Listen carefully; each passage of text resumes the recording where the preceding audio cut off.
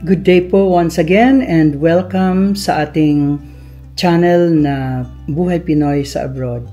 Sa episode natin ngayon, pag-aralan natin at i-appreciate yung top 20 reasons kung bakit ang mga American employers prefer working with Filipino immigrants. Ang implication nito is, tara na, punta na rin kayo sa Amerika kung nandiyan pa kayo sa Pilipinas. O kaya kung matagal na kayo nagpaplano, continue pursuing your dreams. Kasi mas maraming ang opportunities dito para sa inyo. Alright, so tingnan natin yung top 20 reasons why American employers prefer working with Filipino immigrants. Unang-una, put this in your heart. Number one, highly skilled and educated ang mga Pilipino. Filipinos are some of the most educated people in the world. According to the UNESCO Institute for Statistics, the literacy rate in the Philippines is 92.3%, which is higher than the global average of 86.3%. Filipino immigrants also have a high level of English proficiency, which makes them well-suited for jobs in the United States. Kung marirealize lang natin, kahit saang bahagi ng Pilipinas ngayon, may BPO agencies. Napakalaki na at palaki pa ng palaki ang BPO industries natin. Yung mga call center representatives, yung mga IT specialists, yung mga remote specialists na tumutulong sa mga American consumers na maging mas maayos ang kanilang buhay, to address their credit card issues, to address their computer issues, internet issues, magkaroon ng appointment sa doktor o sa hospital o kung ano pa man. Ngayon, nakita ko sa isang stream na may remote cashier na sa isang I don't know if it's a grocery store or a restaurant or a cafe na kung saan walang tao, walang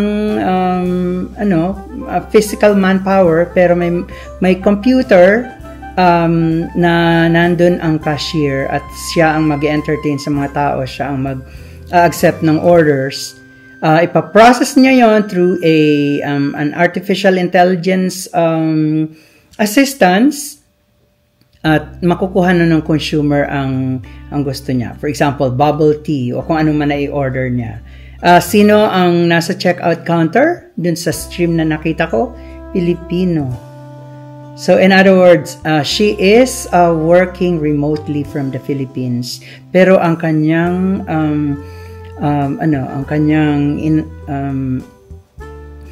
mga customer ay mga Amerikano. So dahil yan sa high skills and education ng mga Pilipino, kaya preferred sila ng American employers. Number two, hardworking and dedicated ang mga Pilipino. Filipinos are known for their strong work ethic and dedication, and they're often willing to work long hours and take on difficult tasks.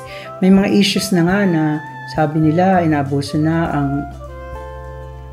ang mga Pilipino sa workplace dito sa Amerika. At one point, pwede mong tingnan yan from that perspective. On the other hand, yung worker, kung willing din siya na magtrabaho long hours, na magkaroon ng overtime for a fee, hindi mo rin siya masisisi. Karamihan sa kanila nurses. Yan ang narinig ko. Na may mga nurses na nagtatrabaho ng 16 hours in a row. Ang problema po kasi, grabe ang national shortage ng nurses. Nung ma-hospital ako minsan, ako mismo ang witness sa kakulangan ng mga medical personnel sa ospital. Grabe ang lag time, grabe ang wait time ng pasyente dahil napakaraming ang ratio ng nurses na nag-a-attend sa mga pasyente masyadong mababa. Anyway, So, yung pagiging hardworking and dedicated ng mga Pilipino, malaking ano natin yan, anong tawag dyan, malaking asset.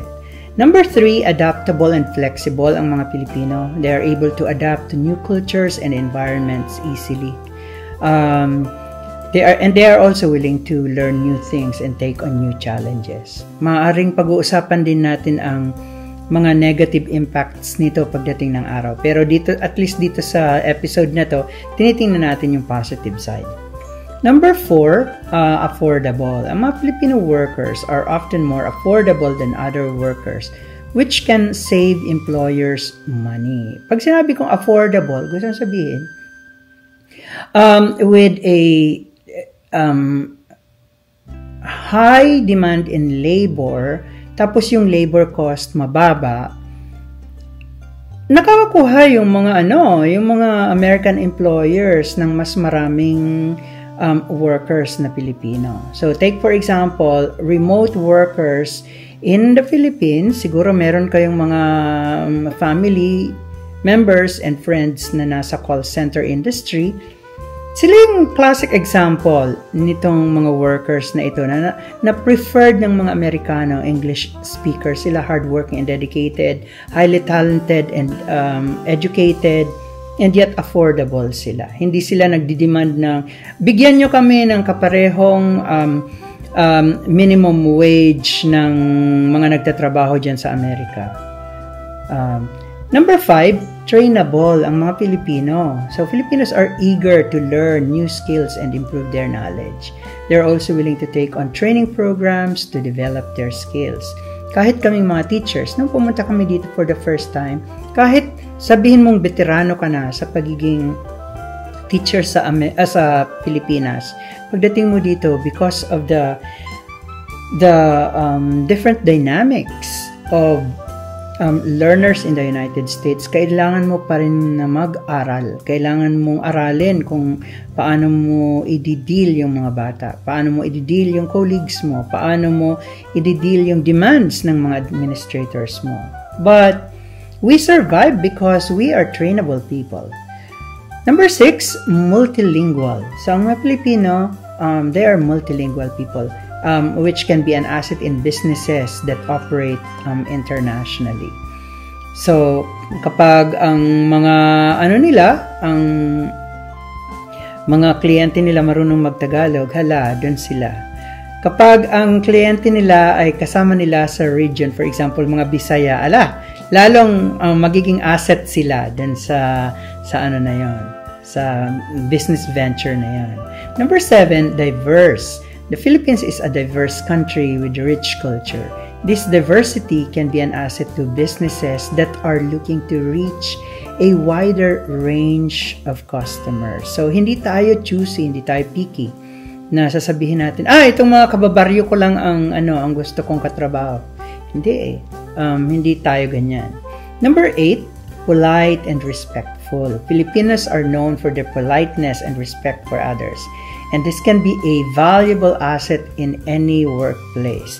Alam nyo ba na mahilig ang mga Pilipino na gumamit ng mga words na sir and ma'am to address a person.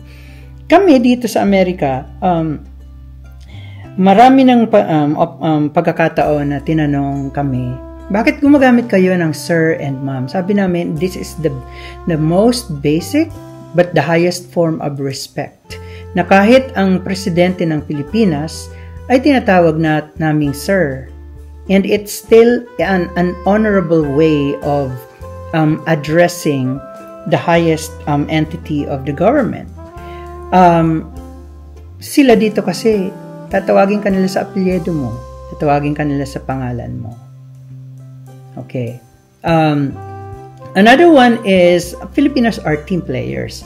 So Filipinos are good at working as a part of a team and they are able to collaborate effectively and share ideas. Another one is good communication skills. Filipinos have good communication skills in both English and Tagalog. or other languages. This can be an asset in businesses that need to communicate with customers or clients in multiple languages. Number 11, positive attitude. So Filipinos have a positive attitude and are always willing to help out. This can create a positive work environment for everyone. Karamihan sa ating mga Pilipino, kaya nating i-separate yung ating emotion sa sa work attitude natin. Na kahit iyak ka na, kahit ang lungkot-lungkot mo, nagtatrabaho ka pa rin, you're still wearing a smile na as if ang mga kliyente mo nakikita na happy ka, pero deep inside you, meron ka palang dinadala. Number 12, loyal and trustworthiness. Filipinos are loyal and trustworthy employees. They are often willing to go the extra mile for their employees. So gagawin nila ang lahat para maging maayos ang kanilang trabaho at magustuhan sila ng kanilang mga empleyado. And this can be seen in every area of life in the United States, whether you're in the healthcare industry or in the education sector or kung saan man, you do the best that you can para magustuhan ka ng employer mo. Number 13, family-oriented. So Filipinos are family-oriented and place a high value on family. And this can make them good employees who are reliable and dependable. Kapag family-oriented ang tao, mahal mo rin ang trabaho mo. Ituturing mo ang trabaho mo na bahagi ng pamilya mo. At dahil dyan, nagiging reliable and dependable ka. Hindi yung mga tao na ang haba ng kuko habang nagtatrabaho o kaya diring-diri sa trabaho nila o ang dami-daming reklamo. Tayong mga Pilipino, pag sinabing trabaho yan at kailangan mong depensahan yung nature ng trabaho mo at all cost. Number 14, religious. Many Filipinos are religious and have strong moral values. This can be an asset in businesses that are looking for employees who are honest and ethical. Number 15, Filipinos are also adaptable to change and are able to handle challenges well. This can be an asset in businesses that are constantly evolving. So kahit yung mga employees, mga ordinaryong employees na Pilipino, nakakatulong sila sa pag-iisip ng mga bagong innovation para lang mag-survive yung business. Number 16, resilient. Mga Filipinos are resilient people and are able to bounce back from setbacks. This can be an asset in businesses that are facing tough times. So, yung business, medyo bumabagsak ng konti, pero andyan pa rin yung mga Pilipino handang tumulong. Number 17, optimistic. Filipinos are optimistic and always look for the best in every situation. This can create a positive work environment for everyone.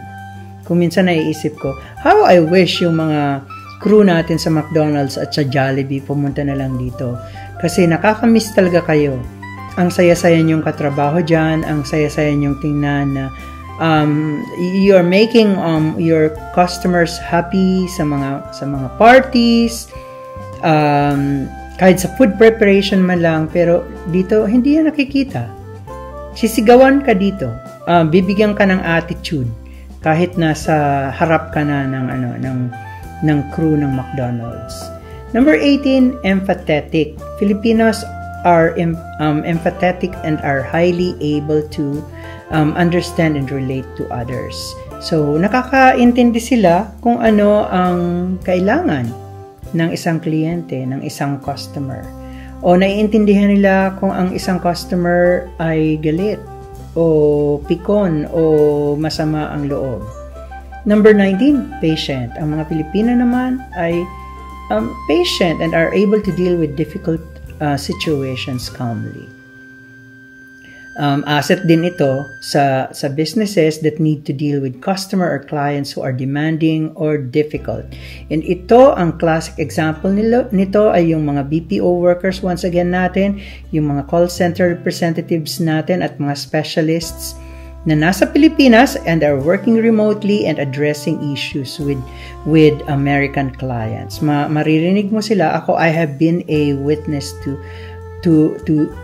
this situation multiple times. Kahit ako nagbabangay na ako dahil matagal na kaming walang internet, and yet yung tumutulong sa akin na Pilipino na alam kong nasa Pilipinas, kalmadong-kalmado lang siya at ang galing niya, matutulungan ka talaga niya.